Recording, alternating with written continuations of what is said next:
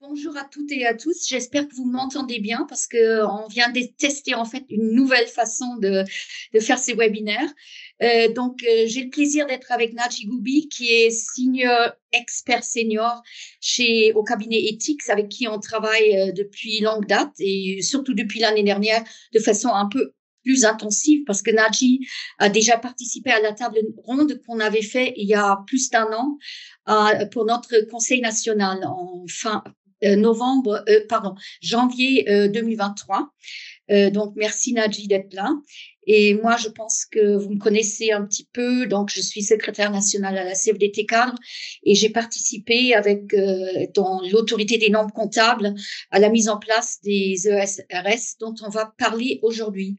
Donc, je vais partager mon écran à partir de maintenant pour commencer la présentation.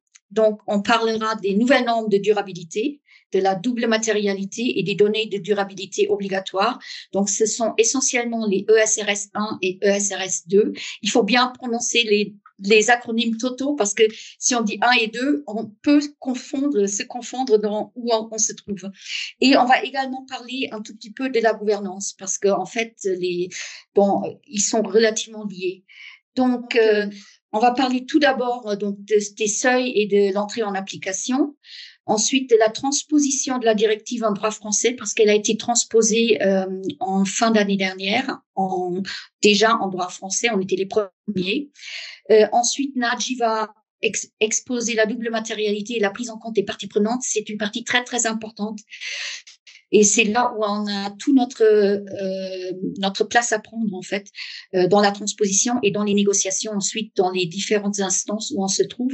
Et finalement, on va parler des informations générales, en fait, qui ne sont justement pas sujets à analyse de matérialité. Et donc, essentiellement, ESRS 2 et donc la seule norme de gouvernance. Voilà. Donc, j'ai repris un petit peu pour vous indiquer un slide que vous connaissez déjà. Donc, les trois normes dont on parle, elles sont entourées en rouge et plus particulièrement donc les ESRS 1 et ESRS 2. Donc, ESRS 1, l'implication des parties prenantes, chaîne de valeur et double matérialité. Nadji va en parler.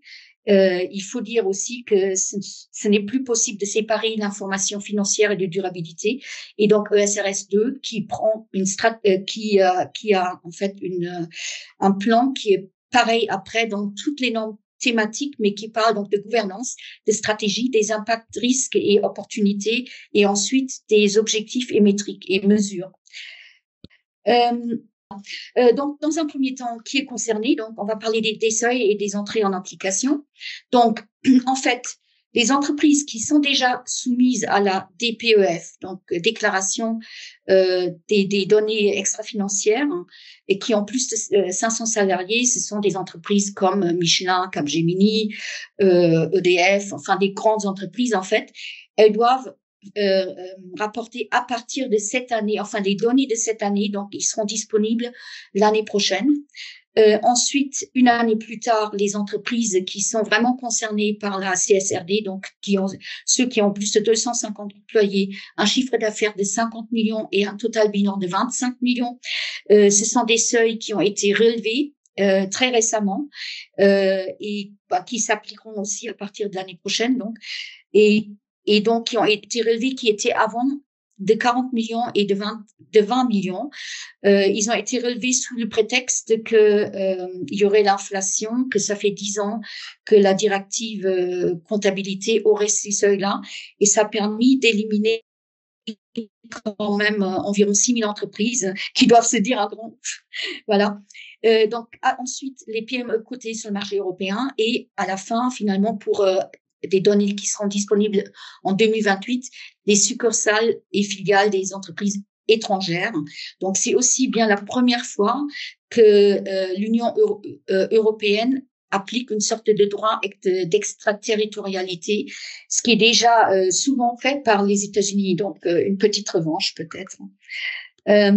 Donc, les obligations en matière de durabilité obligent les entreprises à indiquer vraiment clairement comment les sujets de durabilité sont intégrés dans la stratégie et dans le modèle des affaires. Donc c'est bien une des parties donc des données obligatoires. A priori, donc les parties prenantes ont un accès facile à l'information parce qu'il est disponible sur Internet. Sur Internet, c'est dans le document d'enregistrement universel que vous pouvez tous accéder. Donc, document d'enregistrement universel, c'est en fait un rapport de gestion avec les données donc extra-financières, et les données auront un format électronique pour tous les analystes financiers peuvent comme ça extraire ça facilement et par exemple faire des comparaisons entre entreprises ou sectorielles, enfin dans les entreprises des mêmes secteurs, et ils sont certifiés par un commissaire aux comptes ou par un organisme de tiers indépendant, ce qui est une bonne chose. Ceci étant, je pense que ce seront d'abord les commissaires aux comptes parce que l'organisme tiers indépendant doit être accrédité et c'est quand même pas facile de se faire accréditer pour ça. Voilà. Maintenant, concernant la transposition de la directive, tout d'abord, donc, un tout petit rappel de droit européen, c'est-à-dire que quand on a une directive, c'est un acte législatif qui est transposé, c'est-à-dire traduit en droit national, et jusqu'à 2 ans après son adoption par le Parlement européen et le Conseil de l'Union européenne, c'est-à-dire il est passé par ce qui s'appelle les trilogues, c'est là où tout le monde peut donner son avis aussi, encore pour ces droits. Et donc, il est adapté en législation nationale. Et donc, la France a vraiment pris les devants parce qu'elle l'a déjà fait maintenant. Il faut dire que la transposition concerne essentiellement, en fait, toute l'ordonnance, elle est essentiellement dirigée vers les experts comptables. Et on a un article qui s'applique au comité d'entreprise, enfin à nos droits. Donc, un règlement s'applique immédiatement, c'est-à-dire vous avez un règlement comme la taxonomie, par exemple, ben, il est traduit directement, quand il est traduit en français, ben, il est traduit dans les codes, euh, adaptés en France. C'est-à-dire que s'il concerne le code du commerce, ben, il va être transposé dans le code du commerce directement. Enfin, il n'y a pas d'interprétation possible. Et un acte délégué est un acte qui est contraignant, mais qui ne passe pas par le processus parlementaire, parce qu'en fait, la commission pense que ce sont uniquement des détails techniques en fait qui sont concernés. Alors, il se trouve que les ESRS sont un acte délégué. C'est loin d'être des détails. Ça a été quand même encore discuté, mais c'est pas vraiment passé par le Parlement. En revanche, le Parlement, la Commission européenne avait un droit de regard à la fin. Et entre la publication des actes délégués et l'acceptation finale, ils se sont quand même passés 3 mois où on était un petit peu en suspens. Et finalement, il a été approuvé en fin décembre. Voilà. Donc cette Corporate Sustainability Reporting Directive, la CSRD, elle est entrée en vigueur en janvier 2023. Elle modifie donc 4 textes existants, donc le règlement audit, la directive audit, la directive transparence et la directive comptabilité. Et elle est explicitée par un règlement délégué, donc ce que j'ai déjà dit, et elle est transposée en droit français et donne des droits additionnels à la consultation des travailleurs. Et donc, comment ça se passe? En fait, dans la directive, il y a des actes, il y a tout au début, quand la directive expose les motifs qui incitent à mettre en place cette nouvelle législation. Donc, ce sont les considérants. Et le considérant numéro 52 est extrêmement explicite. Je vais quand même vous le lire parce qu'il est vraiment important. C'est: les États membres devraient veiller à ce que l'information en matière de durabilité soit réalisée dans le respect des droits des travailleurs à l'information et à la consultation. La direction de l'entreprise devrait dès lors informer les représentants des travailleurs au niveau approprié et discuter avec eux des informations pertinentes et des moyens d'obtenir et de vérifier les informations en matière de durabilité. Je vais passer un peu rapidement. Donc ça implique d'instaurer un échange, un dialogue, et les avis doivent être communiqués aux organes de direction ou de surveillance concernés. Et donc, ce considérant est repris dans le texte de loi, dans le paragraphe 5 de l'article 19 bis, et dans l'article 6 dans le paragraphe 6 de l'article 29 bis. Donc c'est là où est vraiment le texte législatif. Et ces articles 19 bis et 29 bis donnent aussi tous les devoirs en matière de reporting de durabilité. Donc comment c'est transposé? L'article L2312-17 du Code du travail prévoit les 3 consultations obligatoires, donc les orientations stratégiques de l'entreprise, la situation économique et financière et la politique sociale. Et donc, dans ces trois consultations, la modification, donc la transposition de la directive introduit la consultation supplémentaire qui dit que au cours des consultations, le comité est consulté sur les informations en matière de durabilité pertinentes prévues aux articles L 332-6-3. Alors le L 332-6-3, il commence à dire toute société qui est une grande entreprise au sens de l'article blabla inclut des informations en matière de durabilité au sein d'une section distincte de son rapport de gestion. Ils doivent permettre de comprendre les incidences de l'activité de la société sur les enjeux de durabilité, etc. Comme ça continue sur une page A4. Vous pouvez regarder ça dans Légifrance. Donc, finalement, les 3 consultations sont donc enrichies par une consultation sur les données de durabilité issue de cette obligation d'appliquer la CSRD. Donc, c'est déjà une très bonne chose parce que là, c'est vraiment inscrit dans la loi. On a le droit et on a, en fait, ça nous donne, en fait, tout l'accès à ça nous donne, en fait, une vraie légitimité sur l'analyse de matérialité dont va parler Nadji. Et donc, alors peut-être juste pour compléter sur ce sujet-là, gardez à l'esprit que si vous allez chercher aujourd'hui sur le Code du travail, sur Légifrance notamment, vous verrez que l'article du Code du travail ne mentionne pas encore cet aspect de durabilité. Par contre, il apparaît très nettement, cette modification du contrat du Code du travail apparaît très nettement dans le cadre de l'ordonnance qui a été de transposition qui a été faite en France. L'analyse juridique qu'on en fait aujourd'hui, c'est que comme les rapports de durabilité commencent à être produits à partir de 2025 sur l'exercice 2024, il n'est pas encore utile que ce soit véritablement dans la version consolidée du Code du travail, dans la mesure où les entreprises ne produisent pas encore de rapport de durabilité. Donc, elles ont encore quelque part le temps de pouvoir intégrer cette obligation-là, on va dire, dans la version consolidée du Code du travail que vous consultez sur Internet. Super. Merci Nadji pour cette précision parce qu'en effet, on s'était dit il faut alerter la Confédération, etc. On va peut-être se calmer un peu. Donc, en même temps, donc la consultation sur la situation économique financière est élargie par des règles supplétives qui sont appliquées en absence d'accord collectif spécifique. Donc, les données de la DPEF sont intégrées dans la base de données économiques, sociales et environnementales, donc la B2SE, et les sujets liés à la RSE sont discutés avec le CESE dans le cadre de la consultation annuelle. Donc, on l'a déjà dit.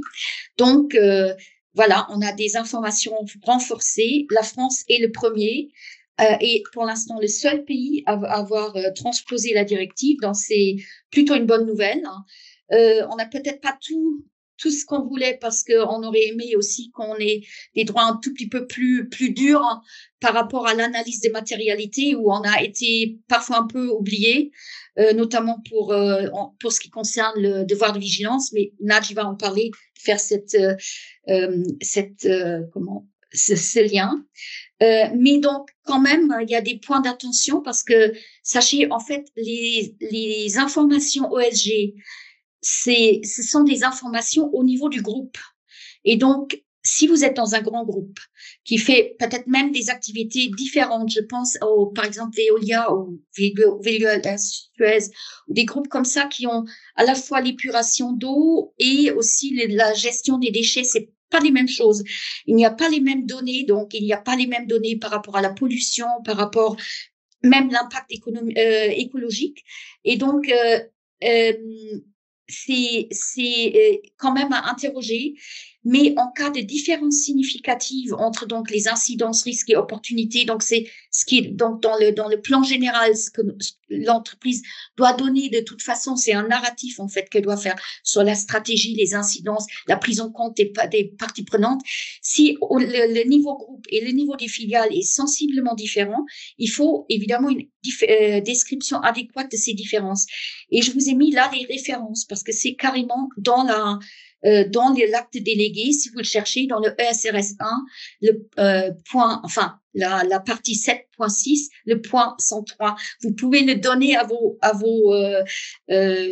vos directions parce que vraiment c'est écrit. Hein, il n'y a pas de voilà. Et puis au niveau de la désagrégation aussi. Donc je vous ai mis vraiment ça. Vous pouvez le soumettre à votre direction et puis on verra comment ils réagissent.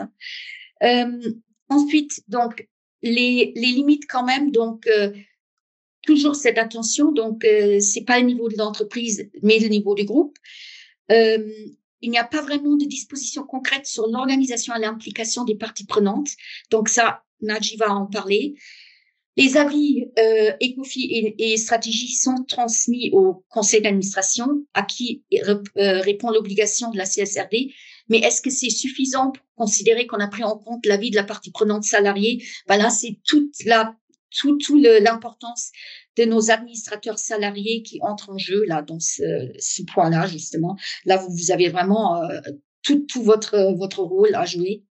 Et il n'y a, comme d'habitude, il n'y a pas de nouveaux droits là par rapport. On l'avait déjà dit par rapport à la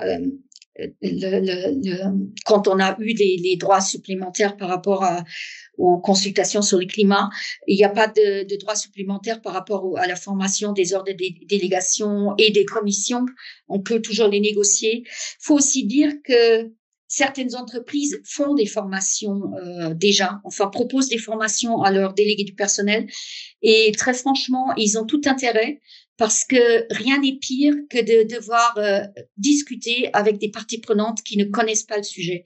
Donc, vraiment, ça aussi, en fait, c'est si vous n'avez pas de formation, c'est un peu tant pis pour votre direction. En fait, votre direction aurait vraiment tout intérêt à vous faire former parce que sinon, ils vont discuter. Ils sont obligés de discuter et ils n'auront pas de répondants, ce qui est quand même un peu dommage. Voilà. J'en ai terminé avec ma partie et donc, est-ce que vous avez des questions? Est-ce qu'il y a des questions? Demande Bruno, les seuils évoqués sont cumulatifs ou l'un des deux suffit pour qu'une entreprise soit concernée? Point d'interrogation. D'accord. En fait, il faut 2 des 3. Enfin, 250, c'est bon. Et sinon, je crois qu'il y a un seul sur les deux après qui doit être accepté. Mais ça, c'est deux des trois seuils, sachant qu'effectivement, il y a le seuil des salariés et le seuil du bilan ou du chiffre d'affaires. Donc, l'un des deux.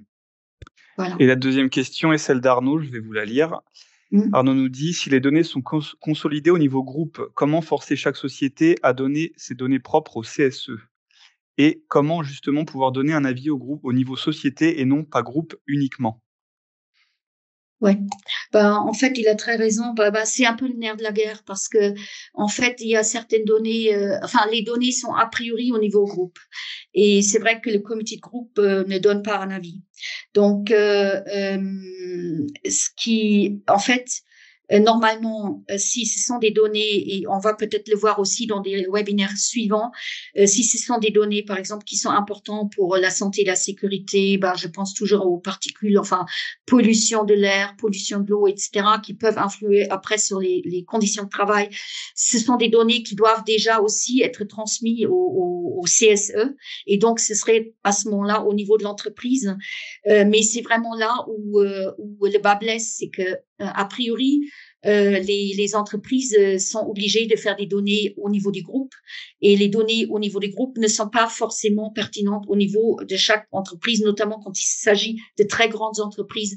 Et c'est là aussi où, en fait, ce sont justement les points où on a dit ce sont des points de vigilance, les points où les CSE ont leur rôle à jouer et c'est aussi la raison pour laquelle on a tout intérêt à bien connaître cette nouvelle législation pour ne pas après se faire refouler aussi et connaître aussi nos droits qui sont déjà là. Parce que, par exemple, notamment en santé sécurité, il y a des droits qui n'ont jamais été utilisés. Je crois que ça, c'est quelque chose dont on a aussi déjà parlé dans notre groupe transition écologique au niveau de la conf. Vous pouvez regarder, il me semble, un webinaire sur notamment ces transition écologique et santé au travail. On va faire aussi un webinaire là-dessus. Mais voilà, donc effectivement, il y a une problématique là-dessus. Nadji, tu veux peut-être compléter? Oui, tout à fait. Je comptais compléter avec deux aspects, une réponse un peu juridique sur le volet juridique quelque part, parce que pour instaurer un rapport de force avec l'employeur, il y a aussi le volet juridique qui peut être mobilisé. De ce point de vue-là, quand on regarde effectivement le texte aujourd'hui, comme l'a dit Ute, l'obligation de communication sur le rapport de durabilité, il est établi au niveau du groupe. Donc, ça pose effectivement une question qui est celle du bon niveau de consultation, d'une certaine manière. Mais ça, aujourd'hui, le texte prévoit que c'est le CSE qui est consulté. Du coup, mais il est consulté sur quoi? Là, il faudra voir aussi à terme ce que dira la jurisprudence. Mais quand on regarde intuitivement, on se dit qu'à partir du moment où on demande que les données soient groupes, le périmètre d'information idoine et dédié, le plus logique, ce serait un comité de groupe. Sauf que, comme le disait Ute, le comité de groupe n'a pas d'obligation de consultation. Donc, du coup, reste à savoir, est-ce que à ce moment-là, c'est le CSE de la maison mère? Ça peut être le CSE de la maison mère qui se substitue, entre guillemets, puisque lui, il a une capacité en termes de consultation. C'est aussi ses avis qui sont transmis au conseil d'administration de la maison mère. La maison mère, c'est elle qui décide de la stratégie du groupe au global et de ce qui se passe à son niveau. Donc, il y a peut-être une légitimité à ce que le CSE de la maison mère puisse porter un jugement sur les données groupes dans leur ensemble, même si c'est au-delà, quelque part, du périmètre de son seul CSE. D'une certaine manière. Donc il y a ce sujet-là. Et puis il y a l'autre sujet qui est effectivement celui de la question de comment est-ce qu'on fait pour récupérer de l'information à notre niveau. Sur ça, une des réponses est de dire que certes le rapport de durabilité est un rapport groupe, mais il y a déjà dans la directive un point qui est relativement important, qui est de dire qu'il y a une possibilité de désagrégation des informations. On le redira notamment lorsqu'on parlera de l'analyse de matérialité, mais sur cette question-là, le fait de pouvoir désagréger au niveau d'une entreprise ou d'un site, lorsqu'il y a des spécificités, hein, parce que voilà, un groupe, parfois on a des groupes qui sont multisectoriels, qui travaillent sur plusieurs problématiques et qui ont du coup des activités qui sont diverses en fonction des sociétés. Donc là, les problématiques, qu'elles soient environnementales ou sociales, peuvent être différentes, justifiant le fait d'avoir des données désagrégées au niveau de chacun des sites ou des entreprises, en tout cas pour les plus significatives. Donc ça, c'est un premier élément qui permet éventuellement au CSE de pouvoir se saisir d'informations à son niveau lorsqu'il y a une spécificité, et lorsqu'il n'y en a pas, il ne faut pas oublier une chose, c'est que pour faire les données groupes, eh bien, il faut qu'il y ait des remontées d'informations de la part des entités filiales. Et donc, de ce point de vue-là, rien n'empêche que le CSE soit consulté sur les informations qui sont remontées justement à la maison mère pour être consolidées dans le cadre du rapport de durabilité. Alors, ça ne va pas avoir, les informations n'auront pas été commentées, il n'y aura pas eu d'analyse dessus, mais il n'empêche que les directions peuvent en faire une exploitation en séance. On rappelle quand même, hein, l'un des principes qu'on rappelle toujours quand on accompagne des CSE, c'est que une information du CSE n'est complète, pas uniquement avec les données chiffrées, c'est les données chiffrées plus les explications qui l'accompagnent. C'est à partir de ce moment-là que l'information est considérée comme complète. Donc même si la filiale ne dispose que des remontées d'informations qu'elle communique à sa maison mère, et ces données-là sont pertinentes à utiliser dans le cadre de la consultation. Et puis, dernier élément, Ute l'a évoqué, le fait que au jour d'aujourd'hui, hein, vous verrez au travers des différents webinaires, pour les plus motivés qui auront suivi la totalité du panel des webinaires, il y a déjà aujourd'hui un certain nombre d'informations qui sont du périmètre de votre CSE. C'est-à-dire que les ESRS introduisent dans la notion de rapport de durabilité ne se limite pas aux aspects environnementaux. On le verra, il y a des aspects environnementaux, il y a des aspects sociaux, des aspects santé au travail.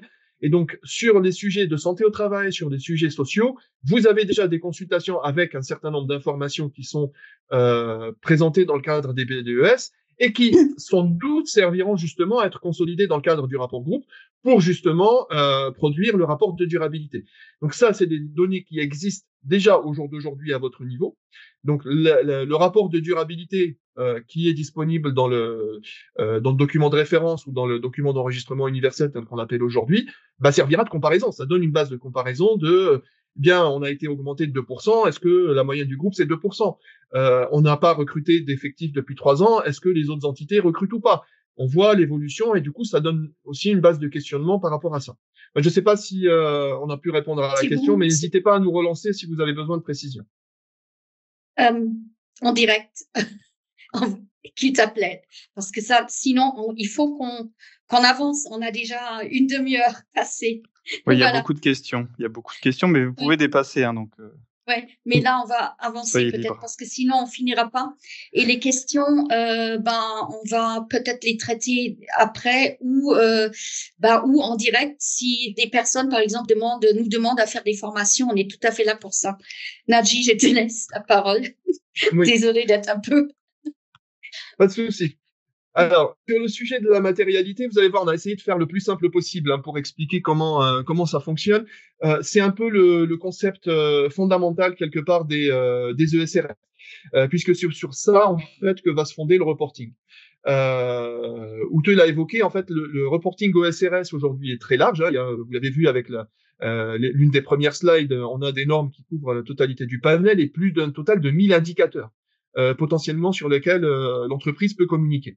1000 indicateurs, c'est énorme, hein, c'est pas que des indicateurs chiffrés, puisqu'on a aussi ce qu'ils appellent des indicateurs narratifs. Néanmoins, ce qu'il faut garder à l'esprit ici, c'est que les entreprises n'ont pas l'obligation forcément, systématiquement, de communiquer sur tout ce panel-là. Ça va être fonction de ce qu'on appelle l'analyse de matérialité, c'est-à-dire est-ce que le sujet est significatif d'une certaine manière, pour faire un raccourci très rapide. Et donc, pour regarder cet aspect-là, il y a deux sujets. Donc là, ce qu'on appelle la matérialité financière, qui était, entre guillemets, classiquement regardée par les entreprises jusqu'à maintenant dans le cadre de leur rapport de gestion. Et le deuxième sujet, qui est la matérialité d'impact. La matérialité financière, comme son nom l'indique, c'est globalement l'objet jusqu'à maintenant des reportings tels qu'ils étaient communiqués aux investisseurs. C'était de voir finalement si l'objectif de voir si l'entreprise est rentable, s'il y a un risque qui est associé, etc.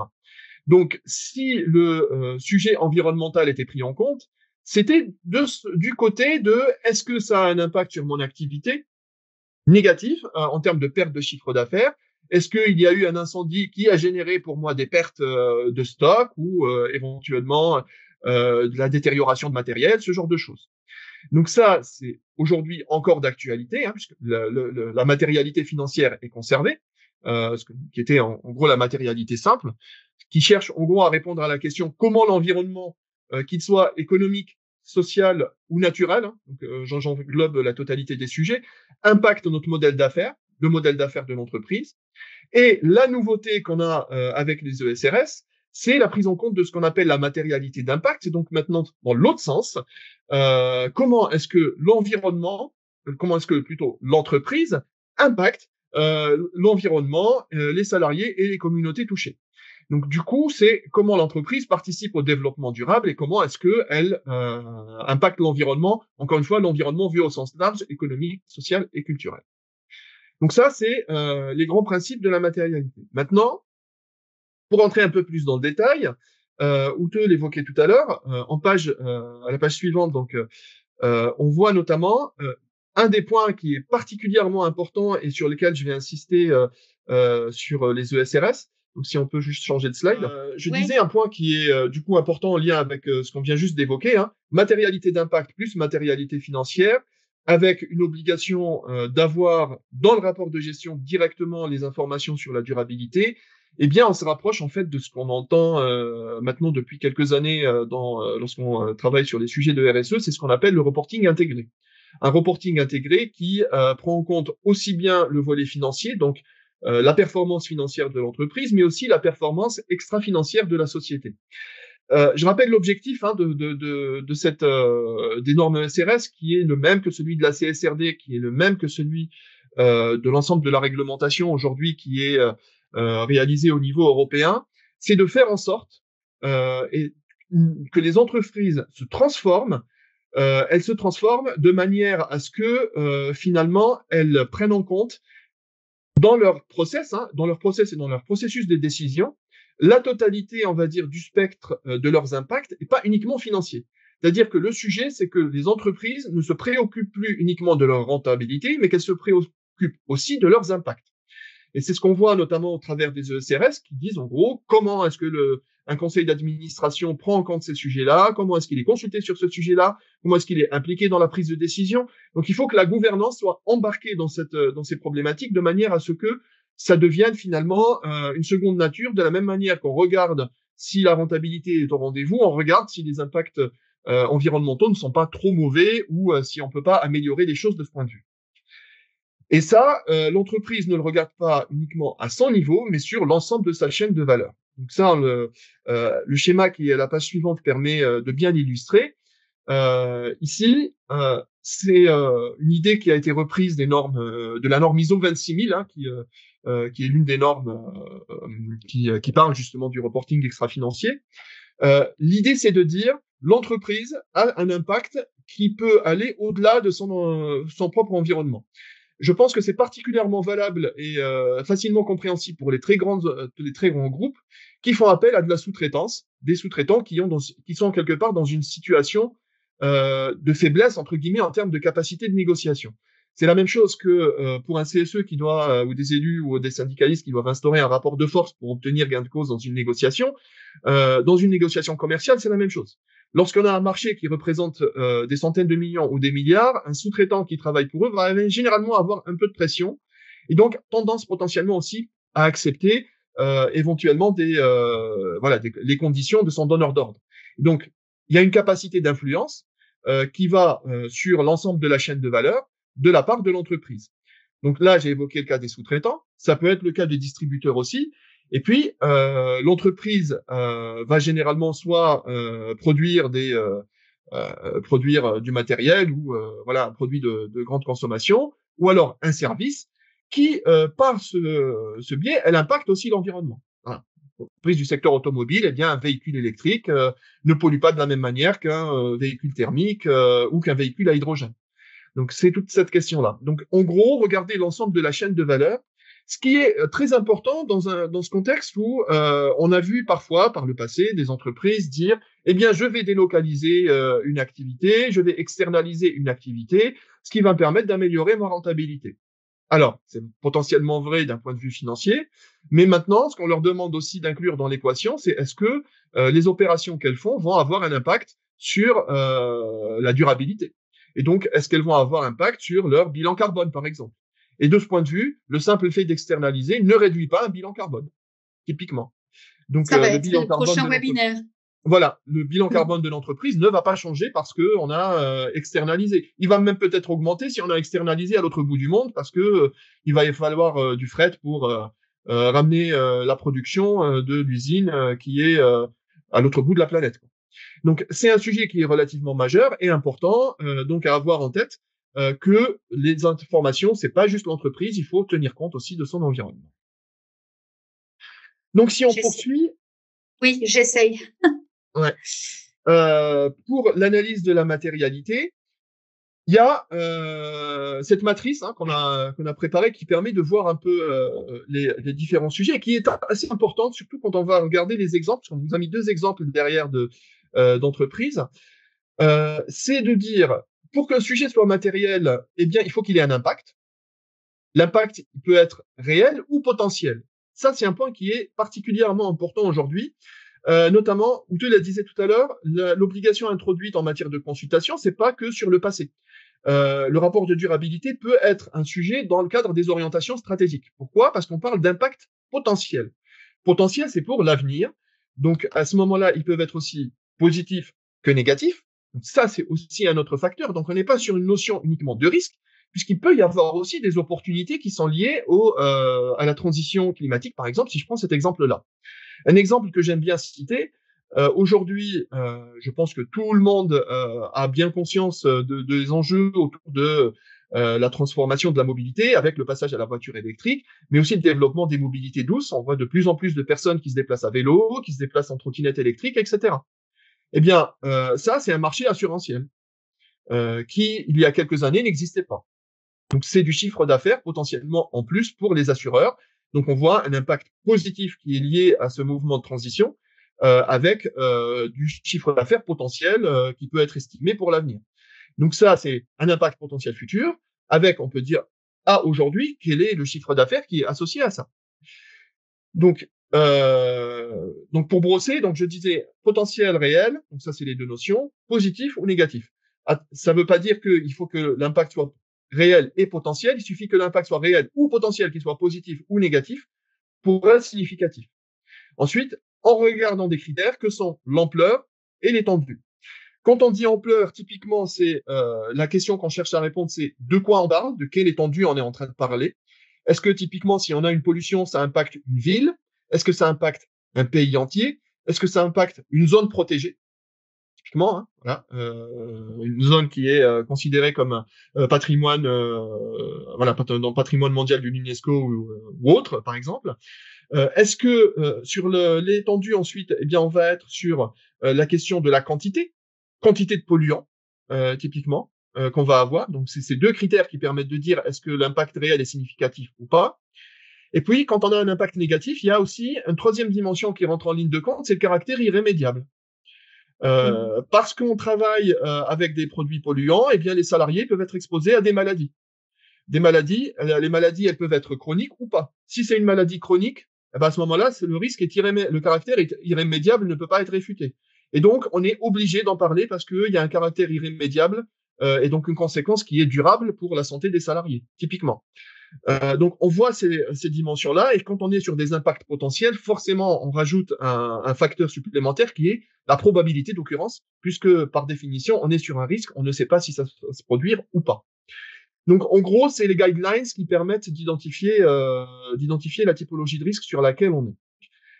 Et puis, un facteur important qu'évoquait Ute, les normes l'évoquent sans préciser exactement comment faire, mais la norme ESRS dit clairement que les parties prenantes doivent être impliquées dans l'évaluation de la matérialité. Les parties prenantes, elles peuvent être internes ou externes, et dans les normes ESRS, elles sont définies de deux manières. Ce qu'on appelle les parties intéressées touchées, ou alors les utilisateurs des déclarations relatives à la durabilité. Donc, ce qui veut dire investisseur ou toute autre personne qui peut avoir un intérêt à consulter les documents. Et donc, de ce point de vue-là, quand on regarde élus de CSE ou représentants syndicaux ou représentants au conseil d'administration, eh bien, on est dans les deux. Alors, on a par raccourci, on a mis CSE, mais voilà, ça s'applique à l'ensemble des représentants du personnel. C'est les deux. Pourquoi? Parce que en tant que partie intéressée, les salariés sont des parties internes à la société. Ils participent à la production, ils peuvent avoir des impacts sur leur santé, leur sécurité. Il y a des sujets de rémunération, donc ils sont touchés par les décisions qui sont prises par l'entreprise d'un point de vue social. Ils peuvent être aussi touchés par les impacts environnementaux, besoin de protection, notamment parce qu'on travaille dans un contexte avec des produits chimiques dangereux, etc. Ils sont aussi utilisateurs des déclarations relatives à la durabilité, dans la mesure où, dans ce cadre-là, les salariés ont un intérêt à avoir de l'information sur les impacts potentiels sur l'environnement, des impacts sur les autres entités du groupe, de manière à pouvoir comparer leur situation avec les autres, mais aussi pour pouvoir anticiper les évolutions qui viennent. Et ça, on a quand même des textes en France qui permettent justement de matérialiser ce rôle-là de partie prenante. Le Code du travail, au travers des différentes prérogatives qui sont accordées aux représentants du personnel. La loi climat et résilience qui, sur le volet environnemental, a donné une légitimité, qui était finalement le seul domaine, quelque part, de durabilité qui n'était pas couvert par le CSE avant la loi de 2021. Et puis, tout ça a été confirmé par l'ANI du 11 avril 2023, que la CFDT d'ailleurs a signé, dans laquelle il y a un ensemble de sujets qui sont évoqués et d'exemples en fait de pratiques, notamment sur comment est-ce qu'un dialogue social peut se construire autour des thèmes de durabilité et qui globalement tournent autour de deux sujets. Faire un point de situation sur la situation à aujourd'hui, Ça, c'est regarder le passé, ce qu'on peut voir dans la politique sociale, pour reprendre les 3 thèmes de consultation que tu citais tout à l'heure, et la situation économique et financière. Et puis, comment est-ce que l'entreprise anticipe et s'adapte à l'avenir, ce qui est le sujet des orientations stratégiques. Et donc, pour finir sur ce sujet de la matérialité, on a mis 2 matrices. Voilà, 2 matrices de matérialité. Alors, un point important à avoir à l'esprit, autant l'analyse de matérialité que j'ai citée avec les guidelines, les quelques guidelines rapides que j'ai données, est obligatoire, autant la production d'une matrice de matérialité ne l'est pas.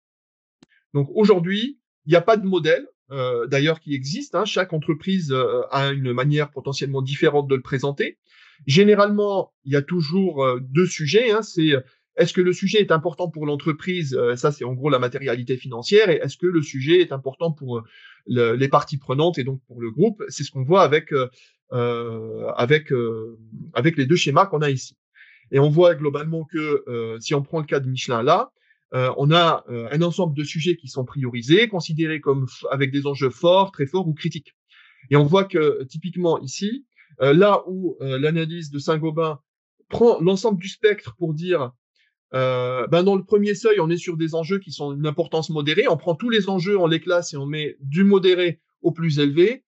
Eh bien, chez Michelin, on va rester sur celle de Michelin, on est sur la criticité et on prend que les forts à très fort. Donc, tout ce qui est risque modéré, eh bien, n'est même pas présenté dans la matrice de matérialité. Et ça reflète un point qui est aujourd'hui assez intéressant à garder à l'esprit quand on regarde justement les documents avec un regard critique. C'est que le sujet de la durabilité a été pris en compte par qui? Souvent par les directions de développement durable et par les directions des risques. Or, si vous vous souvenez de ce que j'ai dit juste avant, il y a aussi le sujet des opportunités. Ce n'est pas qu'un sujet de risque. Et le présenter uniquement sous forme de risque, eh bien, quelque part, montre bien qu'au jour d'aujourd'hui, le sujet n'est pas encore véritablement intégré dans la gouvernance de la manière qui est souhaitée par les textes et vers laquelle on tend. Alors, vous me direz, c'est normal, et je dirais aussi, c'est normal. On est au tout début du dispositif, même les entreprises qui communiquent sur ces matrices-là, eh bien, en fait, elles se basent sur d'autres canevas de reporting qui sont volontaires et qui, permettent de préparer, on va dire, ce reporting de durabilité-là à partir de l'année prochaine.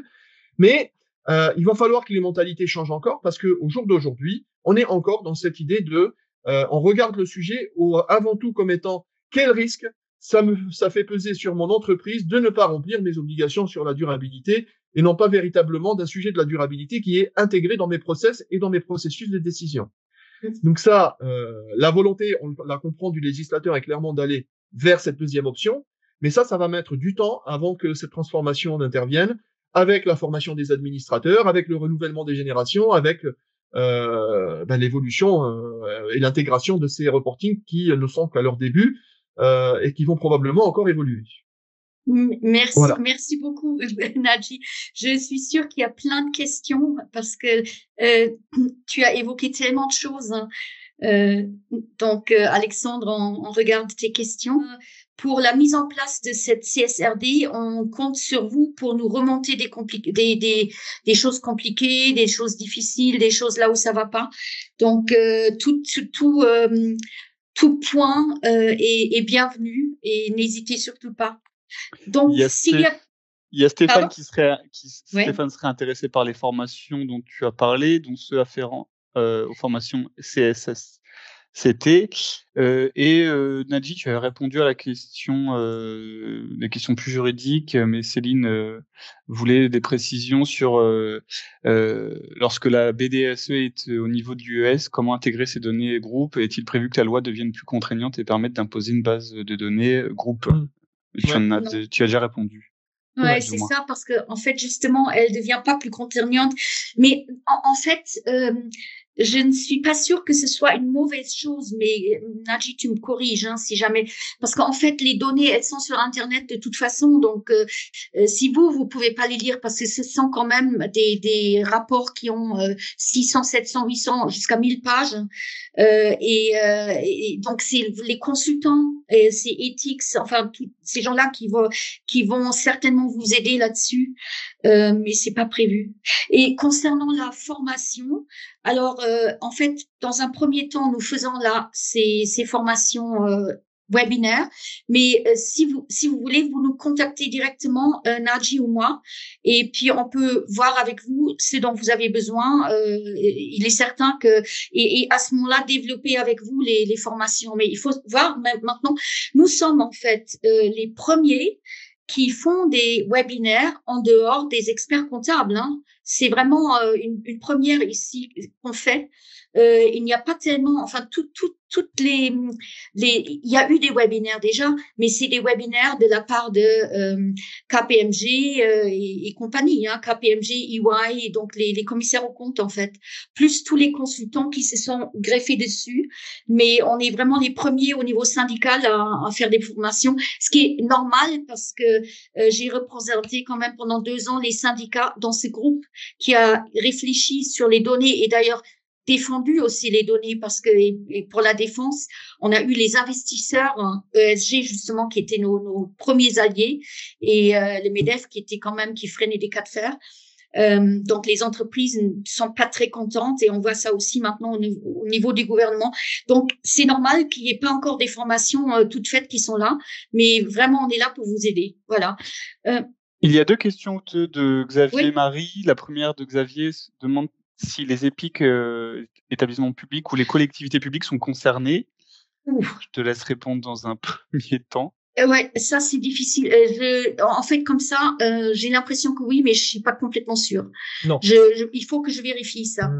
On va vérifier. Et Nadji, la deuxième, tu sais. Ouais. et la deuxième question de Marie, pouvez-vous confirmer le chiffre concernant le relèvement des seuils qui auraient permis d'exclure 6000 entreprises? Cela me semble conséquent. Oui, ça c'est évident en fait. Si vous allez sur le site de l'AMF, c'est pas encore mis. En fait c'est 40 millions et 20 millions, mais ça le texte il y a un texte quelque part, c'est confirmé. C'est par exemple dans les formations des commissaires aux comptes, ils parlent déjà des 50 et 25. C'était un petit tour de chapeau qui a été fait au dernier moment. Et en même temps, en fait, il y a 2 choses. Hein, c'est compréhensible. Ce seuil-là, il fait partie de la directive comptable. Et il a été là pendant 10 ans. Et en même temps, bon, c'est vrai que les 10 dernières années, à part les 2 derniers là, il n'y a pas eu tellement d'inflation, donc on peut considérer que là, le seuil peut rester pareil. Mais à un moment donné, là en ce moment, il y a l'inflation et l'inflation même minime pendant 10 ans pourrait le justifier. Donc, de toute façon, c'est des choses qui arrivent, mais le fait est que ça se soit fait en ce moment, c'est quand même un petit peu une volonté à la de la Commission européenne parce qu'elle a eu quand même énormément de pression pour simplifier le reporting. Je veux dire, en fait, cette norme, elle est pas sortie sans difficulté. Les employeurs étaient vraiment très très contre. Il faut dire que les petites entreprises qui sont maintenant soumises à ce genre de reporting n'ont pas non plus tous les moyens, c'est-à-dire que ça va aussi au niveau de l'emploi, par exemple, ça va peser des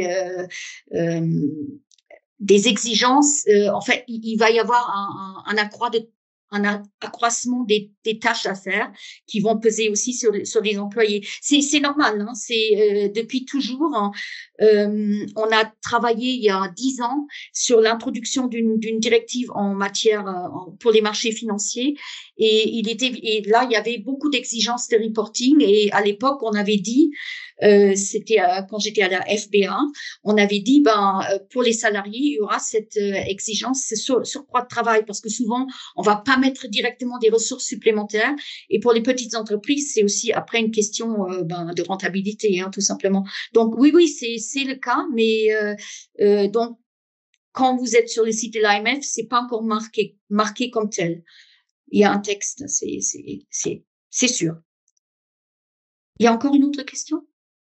Ou Nadji, tu veux dire quelque chose? Oui, Ute, en 2 mots, on nous demande la différence entre ESRS 1 et ESRS 2.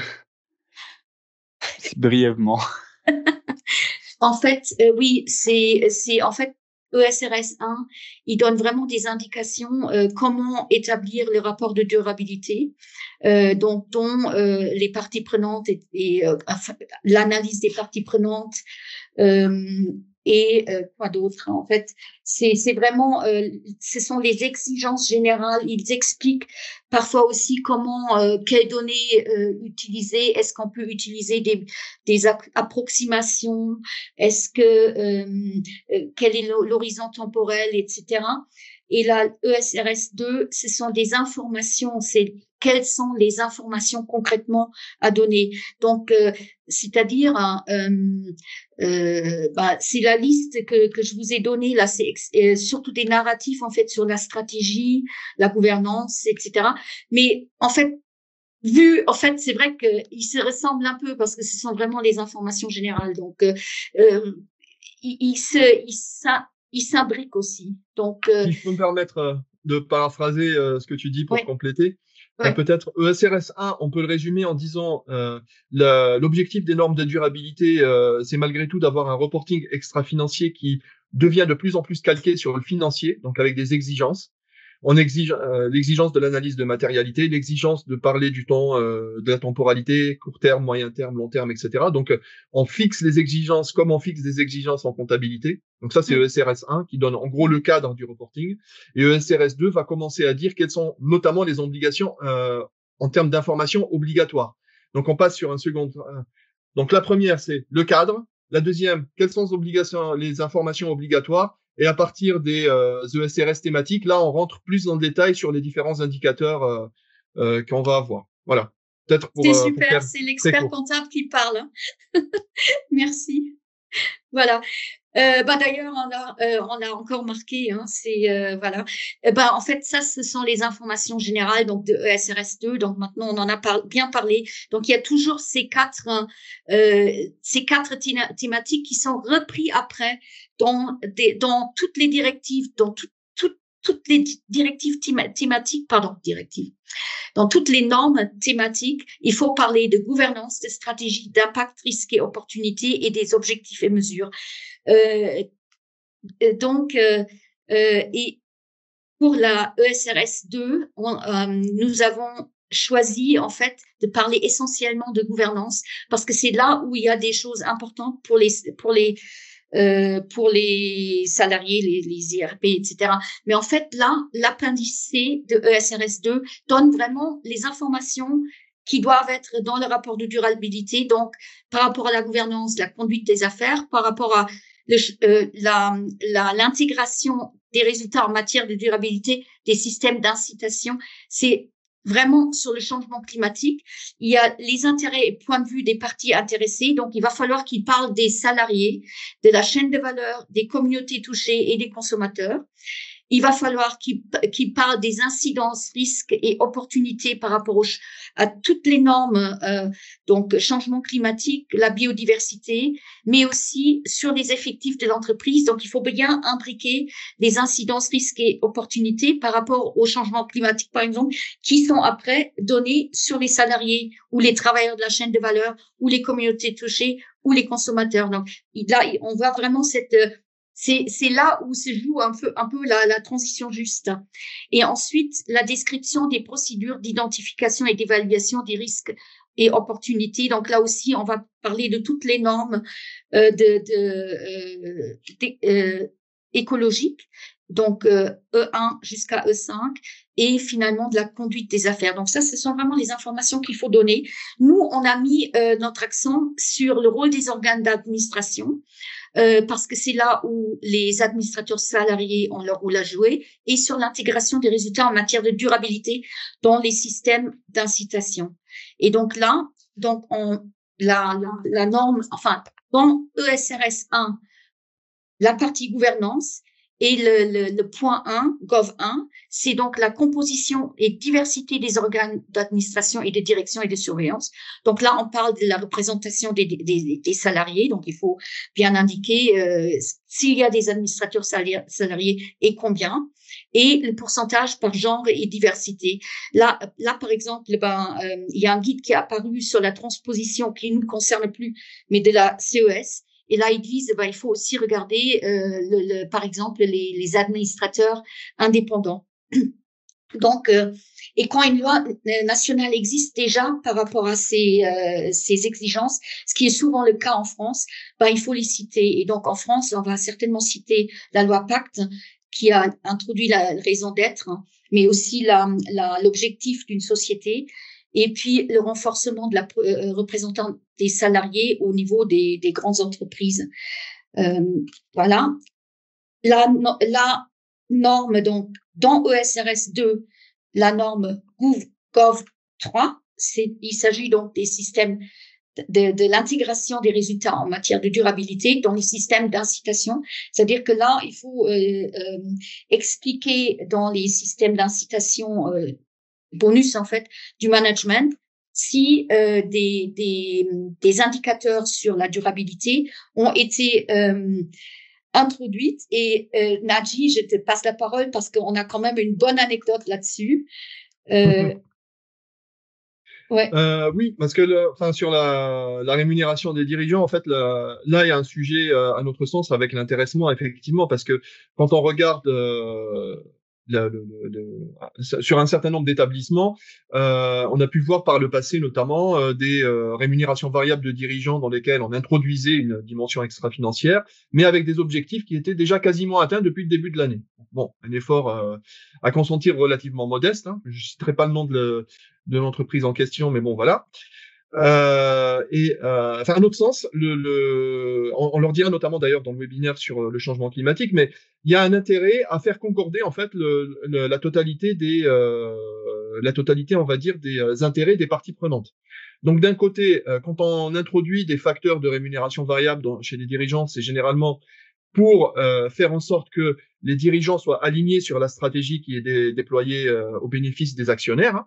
Et donc, du coup, que ça réponde à leurs besoins. Donc, le fait de mettre des indicateurs extra-financiers, c'est pour justement, à nouveau, comme je disais, prendre en compte le sujet à bras-le-corps et que ce ne soit plus juste un sujet d'image ou de risque, mais véritablement que l'entreprise devienne acteur de la transition écologique, qu'elle devienne acteur de la durabilité. Et de l'autre côté, on a des accords d'intéressement qui, depuis la loi Pacte aussi, autorisent maintenant d'avoir des indicateurs extra-financiers. Alors, à notre sens, ce qui est intéressant, c'est pouvoir mixer les deux et d'avoir des indicateurs quelque part pour les dirigeants et la gouvernance qui soient comparables à ceux qui sont dans les accords d'intéressement pour que l'ensemble des intérêts soient alignés. Alors ensuite, bien entendu, il faut toujours prendre en compte le fait que sur l'intéressement, il faut qu'il y ait une capacité à agir finalement du salarié dessus, parce que sinon ça n'a pas d'intérêt. Ça, on est d'accord. Maintenant, le sujet de l'alignement de l'ensemble des parties a de l'intérêt, et il a d'autant plus d'intérêt qu'au jour d'aujourd'hui, comme le reporting de durabilité est public, c'est une information que tout un chacun peut aller chercher sur Internet, et donc au moment de négocier un accord d'intéressement, c'est pas plus mal d'aller regarder quels sont les critères de rémunération variable extra-financiers sur lesquels s'appuie celle des dirigeants du groupe pour éventuellement s'en inspirer et dire c'est un argument de plus pour justifier leur introduction éventuellement dans les accords d'intéressement, si bien sûr vous considérez que c'est opportun par rapport à la structure de votre entreprise et puis la manière dont ça fonctionne chez vous. Voilà, oui, merci, parce que ça m'a bien fait rire à l'époque. Oui, donc la chaîne de valeur, en fait, Nadji en a déjà parlé de façon assez importante. Donc c'est vrai que la CSRD introduit donc cette notion de chaîne de valeur, mais en même temps, là aussi, les entreprises ont indiqué quand même que c'était beaucoup trop compliqué pour elles et qu'ils avaient besoin. Donc en fait, l'inclusion de la chaîne de valeur a été reportée de 3 ans. Ça se voit peut-être le plus dans les normes sociales, dont on va peut-être aussi parler dans un webinaire ultérieur, parce que les normes sociales mentionnent explicitement donc les travailleurs de la chaîne de valeur et les communautés concernées, donc et évidemment les clients, mais les autres normes l'ont aussi, et là aussi on va en parler dans 2 semaines pour la norme E1, donc sur le changement climatique. C'est ce que Nadji a dit tout à l'heure déjà quand il a expliqué le fait de délocaliser qui peut éventuellement même augmenter comment dire, la comptabilité des gaz à effet de serre, dans la mesure où ça doit être compté aussi. On va parler des scopes 1, 2, 3, justement, à ce sujet-là. Donc là, ce sont des exemples de chaînes de valeur qui sont issus d'un guide sur l'analyse de la chaîne de valeur de EFRAG. EFRAG, c'est donc l'organisme qui crée ces normes, qui travaille exactement sur ces normes et les propose ensuite à la commission. Et on a une matrice des risques sur cette chaîne de valeur, mais là, on est en fait en plein dans le devoir de vigilance. Donc, c'est la matrice des risques de Schneider Electric, qui est une des meilleures, une des plus avancées. On en a parlé d'ailleurs dans un des webinaires que j'ai fait avec quelqu'un en octobre 2022, quand la directive sur le devoir de vigilance européen est sortie, celle qui est maintenant extrêmement controversée. Il faut voir que en fait, entre la CSRD, donc qui demande d'inclure la chaîne de valeur, et le devoir de vigilance, c'est lié. Mais il y a quand même une différence fondamentale juridique, c'est que la CSRD a des demandes de faire un reporting, donc elle demande de faire de la transparence, alors qu'il n'y a aucune notion d'un devoir de vigilance. Donc c'est vraiment uniquement transparence. Ceci étant, ce devoir de transparence est extrêmement important parce qu'il incite les entreprises à faire très très attention. Donc ce qui veut dire par exemple quand Volkswagen fait travailler des Ouïghours qui sont dans des camps, ça se sait. Du coup, ça fait vraiment beaucoup de dégâts au niveau de la réputation. Donc il y a le risque, on retourne à nouveau à cette notion de risque. Si une entreprise se permet de faire quelque chose qui ressemble en quelque sorte à quelque chose qui est du domaine du Rana Plaza, par exemple, ça pose vraiment des problèmes, ça peut poser des problèmes au niveau de leur action. C'est pareil pour Orpea, le groupe Orpea est au bord de la faillite.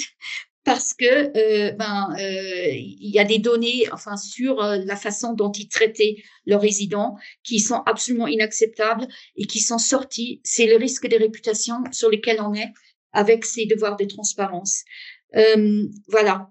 Et donc en dernier, là, on va parler du G1, la norme G1. C'est donc une autre norme. C'est pas les Gov 1 de ESRS2. C'est pour ça il faut être très très précis.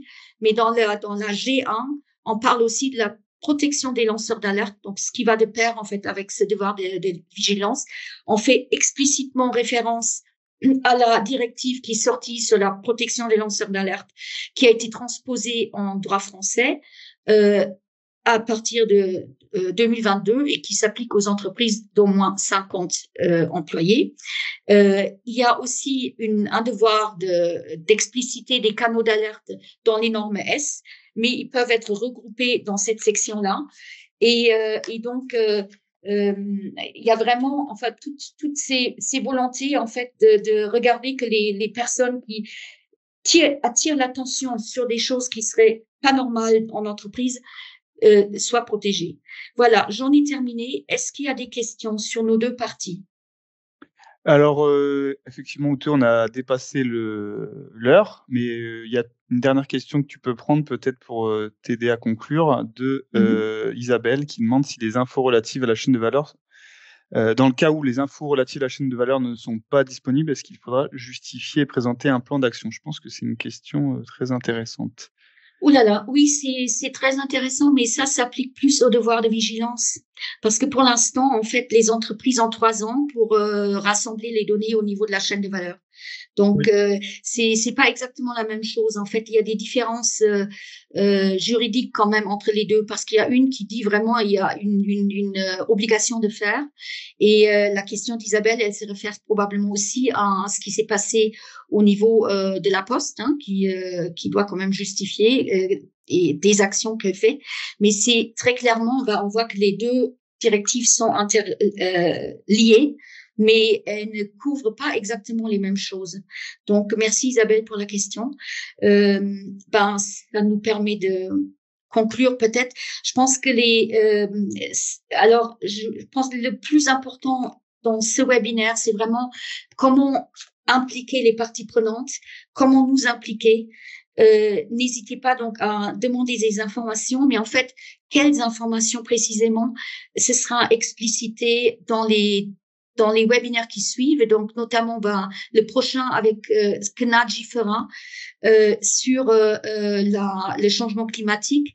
Et ensuite, on a prévu un ou deux pour toutes les normes de pollution, de biodiversité, de gestion de l'eau, etc. Ça va normalement, il devrait vous donner des actions concrètes. Ici, sur celle-là, on est vraiment plus sur la gouvernance, donc ça concerne pas mal aussi les administrateurs salariés. Et comme dit Isabelle, aussi un petit peu la chaîne, donc la chaîne de valeur et le devoir de vigilance, où justement il y avait un déficit un peu d'inclusion des avis des parties prenantes que nous sommes en tant que syndicat. Nadji, est-ce que tu veux ajouter quelque chose? Oui, peut-être juste revenir sur une question qui avait été posée sur est-ce que les EPIC étaient concernés, parce que les EPIC sont en dehors du scope de la CSRD, malheureusement. Bon, il ne nous reste qu'à vous dire merci. On vous donne des références quand même. Il y a un espace transition écologique où les CFDT peuvent s'inscrire. Tous ceux qui ne sont pas CFDT, je les invite donc à adhérer, et afin que vous puissiez vous inscrire à cette base de données formidable. Et sinon, il y a l'ANI de la transition écologique sur Internet disponible pour tous, la directive sur les lanceurs d'alerte également, et puis tout sur les systèmes d'incitation. Je vous ai mis quelque chose de l'AMF et les ESRS si vous avez envie de vous former sur les 275 pages de ces formidables normes. Voilà. Merci beaucoup et à la prochaine. Merci à tous. Merci.